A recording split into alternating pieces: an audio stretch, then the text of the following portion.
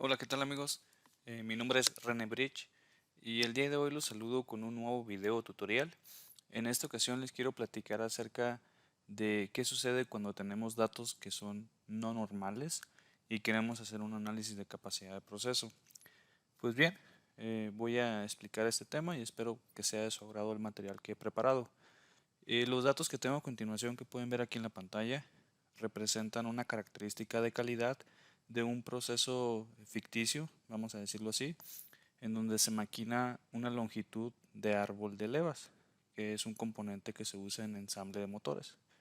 Entonces, esta longitud está dada por estos valores que fueron recolectados por el ingeniero de calidad. Y aquí esta columna 1 hace referencia al número de subgrupos. Quiere decir que para cada uno de los subgrupos se recolectaron 5 muestras. Entonces son subgrupos tamaño 5. ¿Cuántos subgrupos tenemos? Pues bien, son 20. Entonces 20 subgrupos tamaño 5 nos da un total de 100 datos recolectados para lo que es el análisis de capacidad de proceso. Entonces, ¿qué quiere el ingeniero determinar?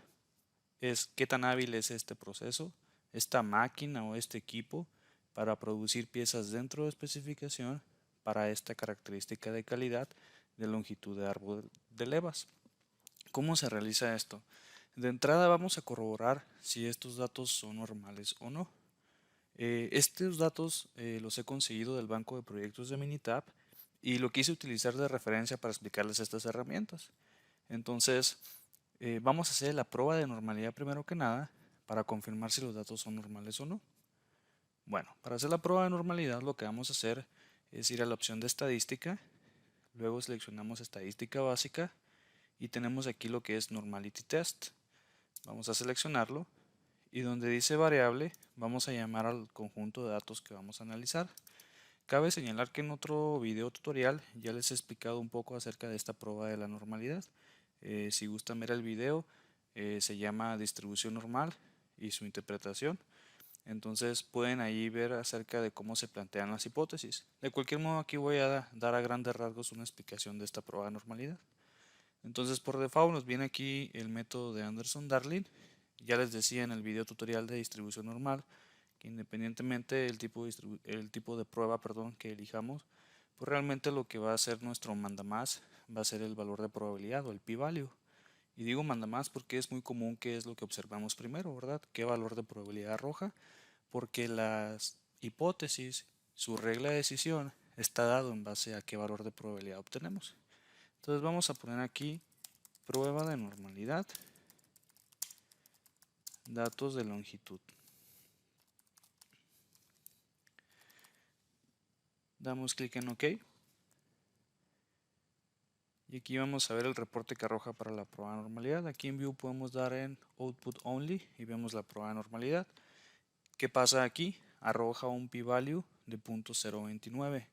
Recuerden que la regla de decisión es si el p-value es mayor a un alfa, que el alfa es un nivel de significancia y generalmente se asocia con un 5%, 0.05. Si el p-value es mayor a este alfa, no se rechaza la hipótesis nula y la hipótesis nula se establece de que los datos son normales. Pero si el p-value es menor al alfa de 0.05, entonces rechazamos esta hipótesis nula y caemos en la alternativa. Y la hipótesis alternativa es que los datos no siguen una distribución normal. Entonces, dicho lo anterior, el p-value nos arroja 0.029. 0.029 es menor al 0.05, que es el alfa, por lo cual rechazamos la hipótesis de que los datos son normales. Y al rechazarlo se concluye de que no siguen este tipo de distribución. Entonces, ¿qué hacemos aquí? Porque si queremos hacer un análisis de capacidad de proceso, la misma herramienta nos pide, por ejemplo, aquí cuando van a seleccionar la herramienta de análisis de capacidad, pues si están trabajando con datos normales o con datos no normales.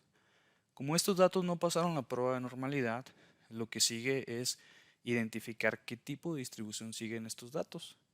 Entonces, al no ser normales y ustedes identifican qué distribución siguen, simplemente vamos a seleccionar aquí en estas opciones cuál fue la distribución que más se ajustó a estos datos. Pero para llegar a esta instancia o esta parte del proceso, debemos de conocer primero qué distribución siguen los datos. Esa es una opción, identificar la distribución. La otra es normalizar datos, que ya será tema de otro video tutorial acerca de cómo ustedes pueden normalizar datos no normales, y ahí entran métodos como lo que es transformación de Box-Cox o Johnson Transformation, por ejemplo. Entonces son otras herramientas que se utilizan. Pero el objetivo de este video tutorial es enfocarme en lo que es el identificación del tipo de distribución para datos no normales y hacer el análisis de capacidad para este tipo de distribución que identifiquemos, vaya. Entonces, dicho lo anterior, ¿cómo hacemos esto? Me voy a regresar aquí a lo que son los datos y aquí tenemos prácticamente la hoja de trabajo con la información. Ya sabemos que estos datos no son normales y queremos saber entonces qué tipo de distribución siguen. ¿Cómo hacemos esto? Vamos a dar clic en la opción de estadística y seleccionamos en herramientas de calidad Individual Distribution Identification. Esta opción prácticamente nos ayuda a identificar la distribución individual de un conjunto de datos. Entonces vamos a seleccionarlo y aquí, por ejemplo, pues la interfaz es muy simple. ¿Dónde tenemos almacenados los datos? Está en la columna 2, longitud de árbol de levas. ¿Tenemos un tamaño de subgrupo? Sí, en este caso ya hemos dicho, ¿no?, que los subgrupos eran muestras de tamaño 5, entonces aquí vamos a dejar declarado que los subgrupos son de tamaño 5. Entonces aquí por default viene seleccionado el utilizar todas las distribuciones y transformaciones que existen, o podemos especificarle qué tipo de distribuciones son las que queremos comparar estos datos. Mi recomendación es que usen ya por default la opción de usar todas las distribuciones y transformaciones para que el software les arroje el análisis y coteje contra cada una de ellas y les diga a cuál se ajusta más. Entonces vamos a dejarlo así como está, simplemente vamos a dar la opción de OK. Entonces vamos de nueva cuenta aquí en datos de salida y lo que quiero que observen son estas gráficas. Son gráficas de probabilidad para el conjunto de datos que denominamos longitud de árbol de levas, y aquí lo que hace el software es compararlo con cada una de las distribuciones que existen, o al menos la mayoría de ellas, ¿verdad? Entonces, por ejemplo, aquí hace una prueba de bondad de ajuste y dice, para una distribución normal, el p-value arrojó 0.029. Ya lo sabíamos, de hecho lo vimos desde acá cuando hicimos la prueba de normalidad, un p-value de 0.029, perdón. Entonces aquí pues ya sabíamos que no eran normales, ¿no? Entonces, como pusimos que lo comparaba contra todas distribuciones, pues fue un poco redundante, ¿no? Volvimos a confirmar aquí que los datos no son normales. ¿Por qué? Porque el p-value pues es menor a 0.05. Luego tiene aquí lo que es Box-Cox Transformation. Aquí arroja un p-value de 0.029. En teoría, acorde a este p-value, quiere decir que estos datos tampoco pueden ser transformados. Les digo, les voy a hablar un poquito más de esta herramienta de Box-Cox en otro video tutorial para explicarles a más detalle. Luego tenemos otro tipo de distribución. Ojo, Box-Cox no es un tipo de distribución, es una herramienta de transformación. En este caso sí es un tipo de distribución, lo que es la log normal, y tampoco se asemeja a este tipo de distribución. ¿Por qué? Porque el p-value realmente pues sigue siendo menor a 0.05. Luego tenemos una distribución también del tipo log normal, pero con 3 parámetros. Ya verán más adelante a qué se referencia con esos parámetros. De igual forma, pues no hay un valor incluso calculado de p-value, entonces seguimos con la misma conclusión. Hasta el momento no se asemeja a ningún tipo de estas distribuciones y tampoco puede ser transformado, ¿no?, acorde a lo que nos dice aquí el p-value. Entonces vamos a seguir con las gráficas. Esa es la ventaja de haberle puesto que utilizara todas las distribuciones. Luego tenemos una distribución exponencial, que es otro tipo de distribución estadística, y aquí nos arroja un valor muy bajo de probabilidad, incluso menor al 0.029, perdón, que nos arrojaba anteriormente. Entonces aquí tenemos incluso un valor menor al 0.003, o sea, prácticamente un valor muy bajo de probabilidad. No se asemeja definitivamente a un exponencial. Tenemos también una distribución exponencial, pero con 2 parámetros, mismo caso, no sigue este tipo de distribución, y así podemos ir comparando con cada una de ellas. Otra es este tipo, el de Weibull, tampoco se asemeja, ¿no? Sigue siendo un valor muy bajo de probabilidad. Aquí a veces algunos se confunden por el número de decimales. Aquí realmente los datos no se asemejan a una distribución Weibull de 3 parámetros, porque el p-value salió igual a 0.005. Entonces 0.005 pues, es menor al 0.05, que que sería lo que comparamos contra el alfa. Digo que a veces la gente se confunde, o algunos compañeros, por el hecho de que no distinguimos a veces entre decimales o por simple inspección o observación y nos vamos con la mala interpretación vaya de que es .05 cuando realmente es .005. Aunque no lo crean, sucede. Bueno, seguimos viendo las gráficas y tenemos aquí otro tipo de distribución. El valor extremo más bajo. En este caso arroja un valor de menor al .010. Tenemos aquí también el valor extremo más alto. Sigue siendo un valor de probabilidad muy bajo. Tenemos una distribución gamma, por ejemplo, que arroja un valor de .033 y pues sigue siendo menor al .05, ¿no? Entonces seguimos con el mismo tipo de conclusión, no se asemeja a ningún tipo de estas distribuciones. Entonces ya pasamos varias de ellas y no encontramos qué tipo de distribución son estos datos. Vamos a ver esta gráfica. Aquí viene nuevas distribuciones. Digo nuevas porque pues no se repiten acá en las anteriores. Viene por ejemplo la distribución logística y ¿qué creen? Aquí está arrojando un valor de .055. Es ligeramente mayor al .05, entonces cumple con este requisito, esta regla de decisión. Entonces, de todas las distribuciones que hemos visto, hasta el momento esta es la que el valor de probabilidad arroja que se asemeja más a este tipo de distribución. Ah, pero esperen, aquí en Log Logistics, que es prácticamente log logística, también nos arroja un valor igual, de hecho, de probabilidad. ¿Qué quiere decir esto? Que pudiéramos usar tanto una distribución logística como una log logística para el análisis de capacidad de estos datos no normales. Ambos tienen un mismo, vamos a decirlo así, ranking o un valor de probabilidad. Entonces cualquiera de los dos puede ser usada para efectos de interpretación de análisis de capacidad de proceso. A veces pudiéramos utilizar una que sea menos compleja que otra, pero realmente las dos funcionarían. Si esta, por ejemplo, hubiese sido .06 o .07 y esta .055, pues entonces definitivamente nos vamos con la que tenga el valor de probabilidad más alto, ¿verdad?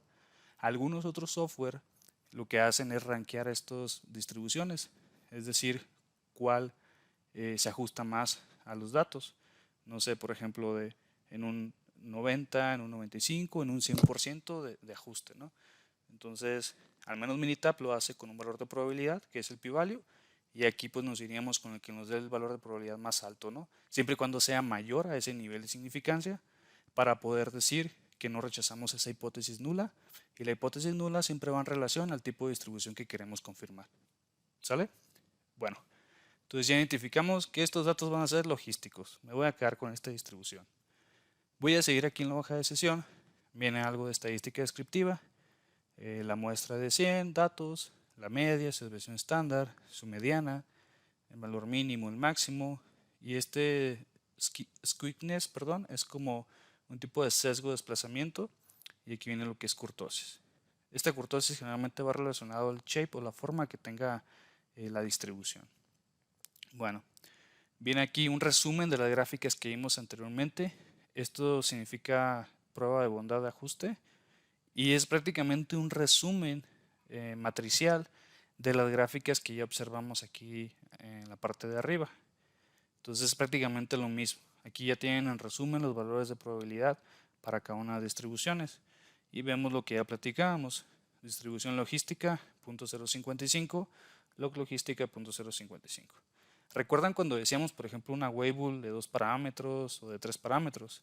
Es porque hace referencia, acá abajo lo van a ver, a que algunas distribuciones, por ejemplo, les decía cuando les hablaba en el video tutorial de la distribución normal, que la distribución normal trabaja con parámetros de media y desviación estándar, ¿verdad? De hecho, es una distribución simple, si lo vemos de esa forma. Pero hay otro tipo de distribuciones que son más complejas, que no es tan normal, vaya, que algunos de nuestros procesos o características que estemos estudiando sigan algún tipo de distribución de estas. Por eso se llama distribución normal, de hecho, porque la mayoría de los procesos se asemejan y siguen este tipo de comportamiento de una normal. Va a haber casos en los cuales no, y este es un ejemplo de ellos. Entonces, otras distribuciones tienen otros parámetros. Puede ser de ubicación, puede ser de forma y puede ser de escala. Entonces, por ejemplo, el de logística, que es el tipo de distribución que nos arrojó para estos datos, maneja un parámetro de ubicación con este valor, 599.55.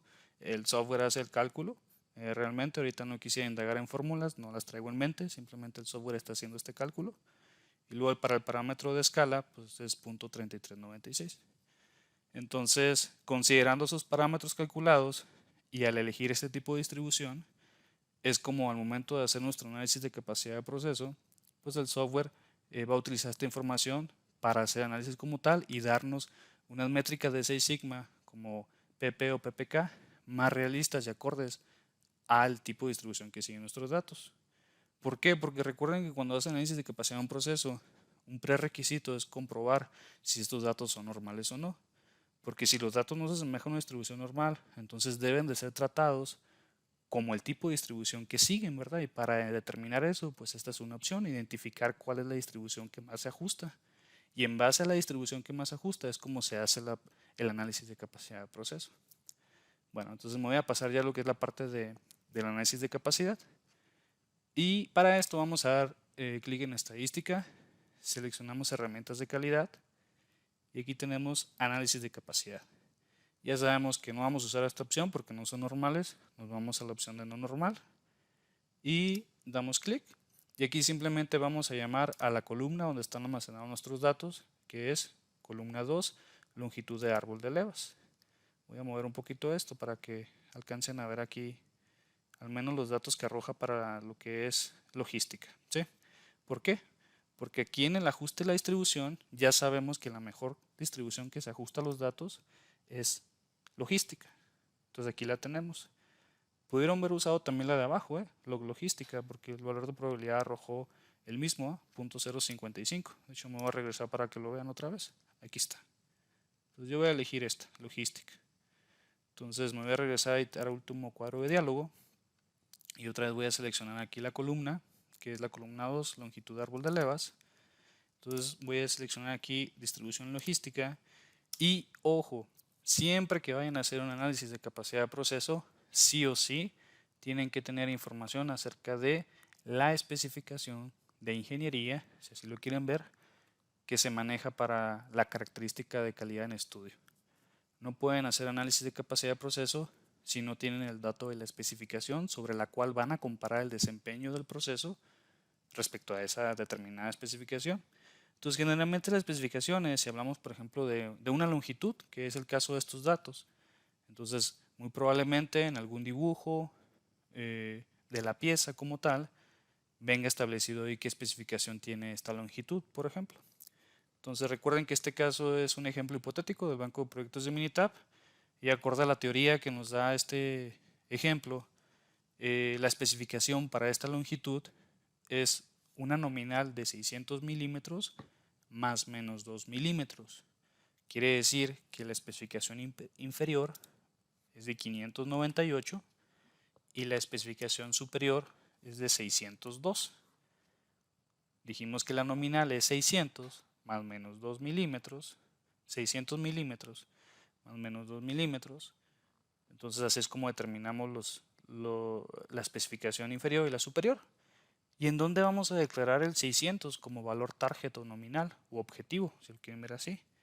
Aquí en las opciones viene la opción para el target y el valor objetivo pues es 600. ¿Sí? Por default viene aquí las desviaciones estándar en 6 y acá abajo en mostrar viene lo que son las métricas de 6 sigma, capability stats, PP, PPK, etcétera. Todos los va a desplegar si seleccionamos esta opción que viene por default de hecho.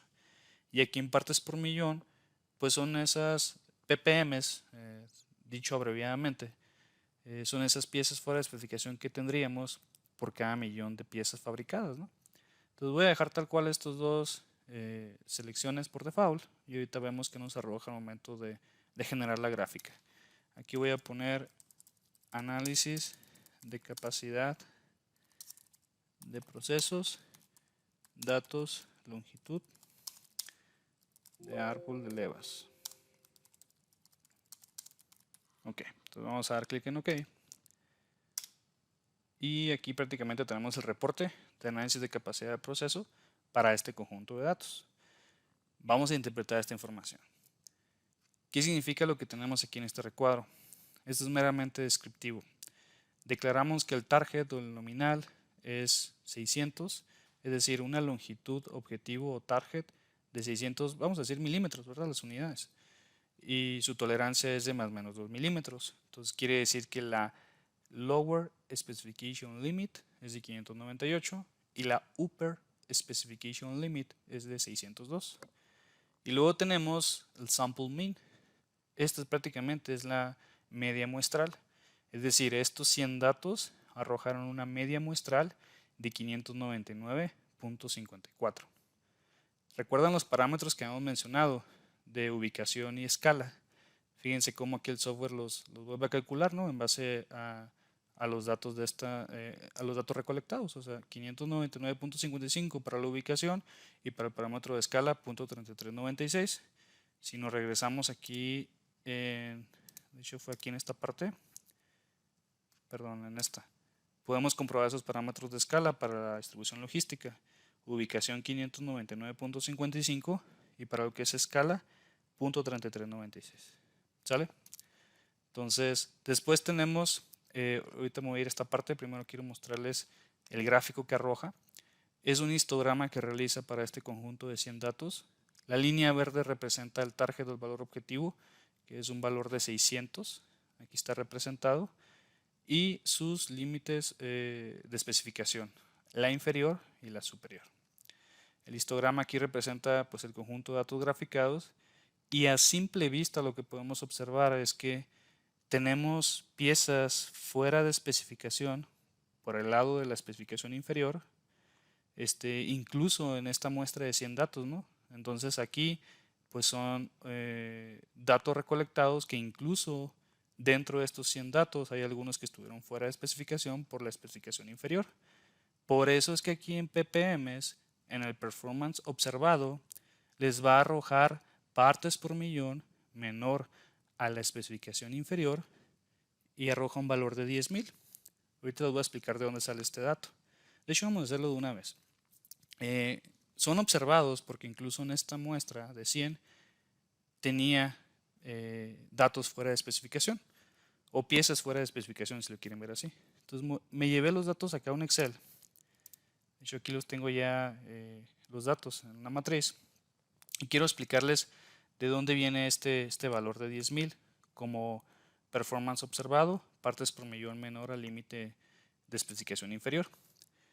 Recuerden que la especificación inferior es de 598, ¿sí? ¿Qué pasa si yo aquí le pongo un formato condicional y que así rápidamente me resalte los valores que son menores a 598? Que los ponga en rojo, ¿sí? E inmediatamente hago un filtro aquí y quiero ver rápidamente cuáles estuvieron menores a ese valor de 598. Fue solamente una pieza en el subgrupo 11. Entonces, la dinámica para calcular los ppms es en una muestra de 100 datos fuera de spec, perdonen que lo haga un poquito así medio desordenado, aquí lo voy a acomodar. En una muestra igual a 100, los puntos fuera de spec fueron 1. ¿Sí? ¿Cuántos tendría en un millón? Esos son ppms, partes por millón de oportunidades. Entonces aquí le llamamos regla de 3 y podemos hacer este cálculo y aquí obtenemos las 10.000 partes por millón de oportunidades, en este caso observados, porque tan solo en la muestra de 100 datos, uno de estas piezas o un dato presentó fuera de especificación menor a la especificación inferior de 598. Entonces, en los ppms observados, si lo trasladamos ya a partes por millón de oportunidades, pues tendríamos un performance de 10.000 piezas fuera de especificación por el lado inferior. ¿Sí? Otra manera de ver esto es decir, los ppms menores al Lower Specification Limit se puede calcular de la siguiente manera también.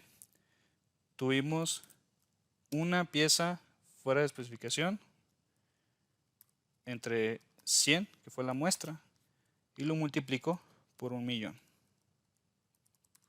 y aquí tenemos también las 10.000 partes por millón de oportunidades. ¿Sale? Esta es la forma en que lo calculó el software. De hecho, aquí lo estamos comprobando. ¿Por qué no arroja partes por millón de oportunidades mayor al límite superior de especificación? De entrada, estos dijimos que son los observados. Y aquí en la muestra de los 100 se observa que de estos 100 datos, ninguno estuvo mayor al límite superior de especificación. ¿Lo ven aquí? O sea, prácticamente estuvieron dentro. Lo único que observamos fue fuera de spec, pero por la especificación inferior. Y por eso tenemos aquí partes por millón en la parte de observados. ¿Qué quiere decir el desempeño general? Aquí ya hace una, pues digamos, conversión y ya se interpreta como en el largo plazo. Es decir, dada la variación y el desplazamiento que tenemos hacia el límite inferior de especificación, vamos a tener alrededor de 10.181.98 partes por millón. Es decir, por cada 1.000.000 de piezas que fabriquemos, la longitud del árbol de levas vamos a tener 10.181 piezas fuera de especificación por el lado inferior. Ahora, ¿por qué aquí sí aparecen partes por millón por arriba de la especificación superior y aquí en los observados no? Es por el hecho, ya les explicaba, que tan solo en la muestra que reclutamos de 100 datos no había ningún observado que presentara un valor mayor a 602, ¿verdad? Pero aquí, como ya está hablando en el largo plazo, debido otra vez a esta variación, a este comportamiento, quizá aquí no se observan piezas fuera de spec, pero en el largo plazo, por el movimiento, a través de la banda de especificación, el comportamiento de estos datos o del proceso de esta característica, eventualmente vamos a tener piezas fuera de especificación, incluso por el límite superior de especificación. Era de esperarse, lo están viendo aquí en el histograma. El sesgo de desplazamiento está muy marcado hacia la inferior, por eso es que los ppm son mayores de este lado de la banda de especificación. Pero aun y cuando aquí no observen ninguno fuera de spec, sí podríamos tener en el largo plazo, y es alrededor de 745 piezas, bueno, ya redondeando del inmediato superior, 746 piezas fuera de especificación por cada 1.000.000 que fabriquemos. Eso es lo interesante cuando hace análisis de capacidad de proceso. ¿Por qué? Porque de eso se trata, identificar qué tan hábiles somos para producir piezas dentro de especificación. Muchas veces vamos a notar que a lo mejor somos muy cercanos al target o al valor objetivo, es decir, que esta parte de la campana, por decirlo de una forma, está muy alineado con lo que es el target objetivo, es decir, que la media la traemos muy similar al objetivo, pero la campana resulta que está muy dispersa. Entonces podemos tener piezas fuera de spec tanto por la inferior y superior, y ahí es cuando debemos de trabajar en reducir esa variación. ¿Sí? Pero va a haber casos, por ejemplo esta, se ve que está despegado lo que es el target de la media muestral de estos datos. Entonces aquí lo que se puede hacer es centrar el proceso, es decir, llevarlo lo más cercano al valor objetivo y definitivamente reducir esta variación. Si tú centras este proceso a lo que es el valor target u objetivo, por ende vas a desplazar o mover esta parte, ¿verdad? Entonces vas a reducir esos ppm o partes por millón de oportunidades que puedas tener fuera de especificación por la inferior o por la superior. Pero a veces no es solamente mover la media como tal, sino la clave es reducir esta variación. ¿Cómo le hacemos para que esto sea más fit o esbelto? De esta manera, entre más esbelta sea esta campana, no importa qué tipo de variación tengamos en el largo plazo, bueno, quizá está mal dicho como tal, más bien, independientemente de esa variación que tengamos en el largo plazo, que es natural en los procesos, que hay un tipo de variación, vamos a absorberla. ¿Por qué? Porque esto es suficientemente esbelto como para absorber ese tipo de fluctuación o variación que haya en el largo plazo, ¿no? En un proceso. Pero si no es lo suficientemente esbelto, esto se nos va a desplazar naturalmente, ya sea límite inferior o superior, y es cuando tenemos estos partes por millón de oportunidades. Entonces, en conclusión, aquí podríamos tratar de centrar este proceso a la nominal o el target o el objetivo y reducir esta variación que tenemos, hacer más esbelta esta campana. Haciendo esto es como se incrementan estos métricos, que es a lo último que voy en esta parte de interpretación de la gráfica. Vienen lo que son las métricas de Six Sigma, PP, PPK. Aquí aparece PPL y PPU, son métricas que define para lo que es el lado inferior de la especificación y el superior, y siempre el PPK pues, va a ser el valor mínimo de estos dos. Por eso es que el PPK arroja .77, porque es el valor mínimo entre 1.06 y el .77. Entonces, este es el desempeño real del proceso, PPK .77. Definitivamente es menor al esperado, que es un PPK de 1.33, generalmente se asocia con 1.33. Mayor a este valor se dice que es un proceso capaz o hábil. En este caso tiene área de oportunidad definitivamente y se ve reflejado en este métrico, ¿no? En este desempeño. ¿Sale? Bueno, entonces espero que haya sido de su agrado este video.